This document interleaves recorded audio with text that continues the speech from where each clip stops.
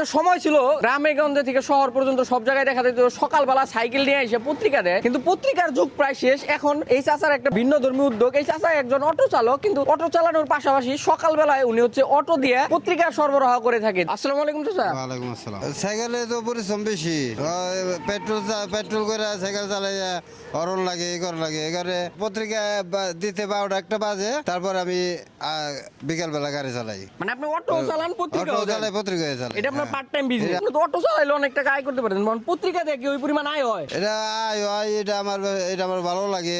মানুষের দ্বারে দ্বারে আমি যাইতে পারি। আর মোবাইল টিপে তাদের মুরব্বী আছে, বইয়া থাকে, এই কারণে আমি পত্রিকা মুরব্বীর কাছে পৌঁছে দেই। এখন কি আপনার পত্রিকা আগের মতো বিক্রি হয়? না, আগের মতো বিক্রি নাই। এটার কারণটা কি? এটার কারণ হলো মোবাইলে এই যে ফেসবুক বেরোইছে, তাদের আইফোন বেরোইছে, বুঝছেন, এগুলার লেগে বিক্রি কম হয়। আর তো এই চাচায় পত্রিকা বিক্রি করার জন্য একটা নতুন উপায় বের করছে, সেটা হচ্ছে উনি অটো চালায় এবং পাশাপাশি সকালে অল্প কিছু সময় পত্রিকা বিলি করে, এবং এটাও তার একটা পার্ট টাইম বিজনেস। আমরা এখন ডিজিটাল যুগে বাস করি, এই পত্রিকার ঝামেলা আমাদের পোহাইতে হয় না। এই যে পত্রিকা সংগ্রহ করা, সকালের নাস্তার সাথে পত্রিকা পড়া, এগুলোর ঝামেলা যেমন পোহাইতে হয় না, দৈনন্দিন জীবনে নানা ঝামেলা পোহাইতে হয় যেগুলো পত্রিকা না থাকার কারণে হয়। বর্তমানে সোশ্যাল মিডিয়া গুলো বেশি ব্যবহার হয় এবং এর ফলে আমরা ডিজিটাল জামানায় অনেক ঝামেলা হয়। একটা সময় ছিল শুধু পত্রিকায় খবর পড়তাম এবং পত্রিকার খবরের কারণে একটা বিশ্বাসযোগ্যতা ছিল, যা পড়তেন এটা যদি কোনো ভুল ভ্রান্তি থাকে একটা প্রতিষ্ঠানের দায়বদ্ধতা ছিল সেটা। কিন্তু এখন ডিজিটাল মিডিয়ায় যে যার যার মতো করে লিখে, যে যার যার মতো করে বলতাছে এবং ভুল নিউজ, গুজব ইচ্ছা মতো ছড়াইতে পারে, এবং এটা